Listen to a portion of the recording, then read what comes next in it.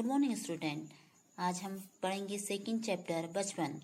ठीक है, ये बचपन चैप्टर हमारा कृष्णा सुभेदी द्वारा लिखा गया है और इस कहानी में कहें या इस संस्मरण में लेखिका ने अपने समय और आपके समय में हुए बदलाव को यहाँ पर आपके साथ साझा किया है। साझा मतलब शेयर किया है।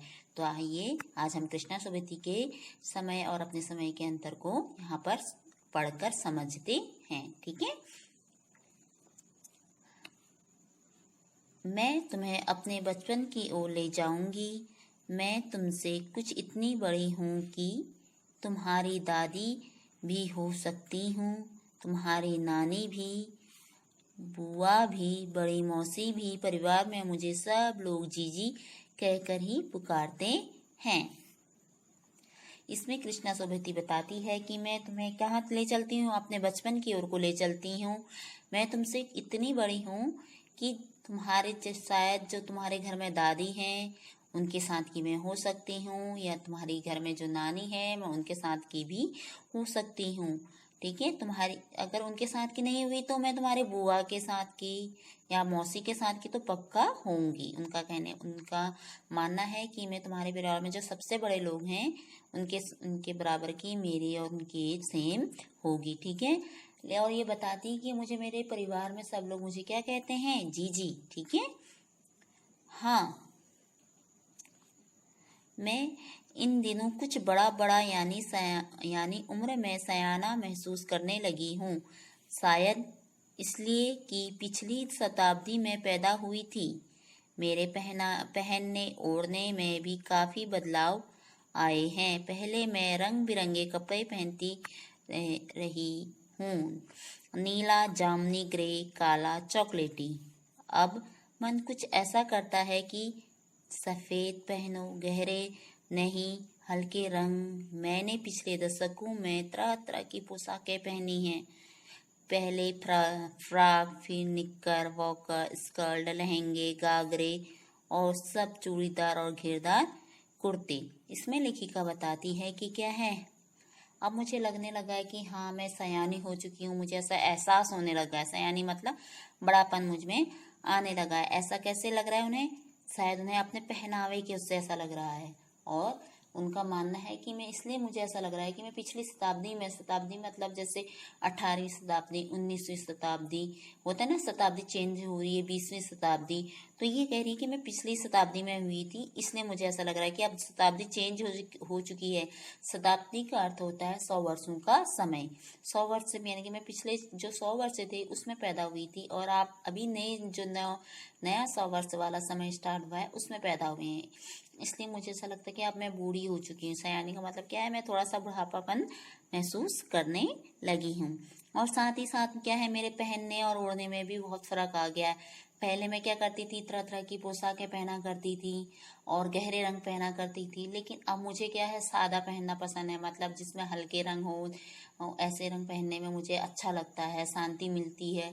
और क्या है, सब उनमें से जैसे सफ़ेद हो गए, हल्के रंग पहनना मुझे अब क्या लगता है, बहुत अच्छा लगता है। पहले मैं कैसा करती थी, क्या पहना करती थी, पहनने में फ्रॉक, निक्कर, वॉकर, स्कर्ट, लहंगे, घाघरे ये सब पहना करती थी। लेकिन अब मैं क्या है, अब क्या पहनती हूँ, सिर्फ चूड़ीदार पैजामा और घेरदार कुर्ते ही पहना करती हूँ। ठीक है, अब आगे देखते हैं। बचपन के कुछ फराक तो मुझे अब तक याद हैं। होता है ना, हमें कुछ चीज़ें बचपन की अभी भी आप लोग को भी याद होंगी। आपकी कुछ ड्रेस ऐसी होती है कि आज जिसे हम भूल नहीं पाते हैं। ऐसी ऐसी लेखिका बोल रही है कि कुछ बचपन की कुछ फ्राकें हैं जो मैं आज तक नहीं भूल पाई हूँ। उनमें से कौन कौन सी है देखो, हल्की नीली और पीली धारी वाला फ्रॉक, गोल कॉलर और बाजू पर भी गोल कफ, एक हल्के गुलाबी रंग का बारीक चुन्नी वाला घेरदार फ्रॉक, नीचे गुलाबी रंग की फ्रिल। उन दिनों फ्रॉक के ऊपर की जेब में रुमाल और बालों में इतराते रंग बिरंगे रिबन का चलन था। देखिए, कह रही है कि उनमें से कौन सी है। एक तो क्या थे, गहरे नीले रंग की पीली धारी वाला फ्रॉक मुझे आज भी याद है। और क्या हुआ करता था उसमें, फ्रॉक कैसे पहनते थे, जिसके कॉलर क्या होते थे, बड़े बड़े होते थे और बाजू गोल रंग के कफ वाले। आजकल भी चलने लगे हैं ना कफ वाले बाजू, तो ठीक उसी प्रकार से ऐसे चीजें मैं पहना करती थी। और बारीक चुन्नटदार वाली फ्रॉक पसंद थी, जिसमें खूब सारी घेर हो और उसमें क्या लगे हों, बहुत ज्यादा क्या लगे रहते थे, फ्रिल लगा करती थी, चुन्नटदार घेरदार वो बना करती थी।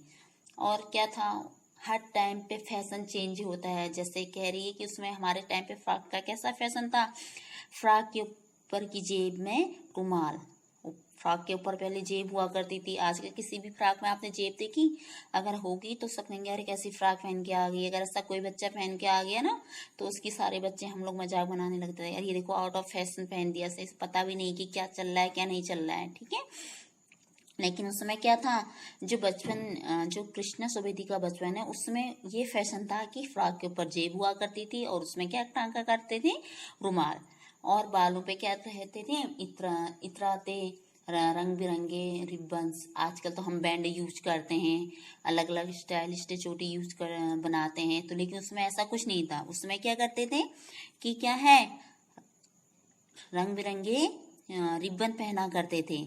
और साथ ही आप बता रही, दूसरी एक और फ्रॉक थी जो गरम फ्रॉक थी, वो क्या थी, लेमन कलर के का बड़े प्लेटफॉर्म वाला फ्रॉक, जिसके नीचे क्या लगे रहती थी, फर टकी रहती थी। वो भी मुझे आज तक याद है। हमारी काफी ड्रेस ऐसी होती जो हमें याद होती, तो ठीक उसी प्रकार से क्या है, लेखिका को भी अपने बचपन की ये कहानी, ये फ्रॉक है, ये ड्रेसें आज भी याद हैं। दो ट्यूनिक भी याद है, एक चॉकलेटी रंग का और एक अंदर की कोटी प्याजी कलर की। प्याजी कलर पता है ना आपको, जो प्याज के रंग के कलर को क्या कहा जाता है, प्याजी कलर।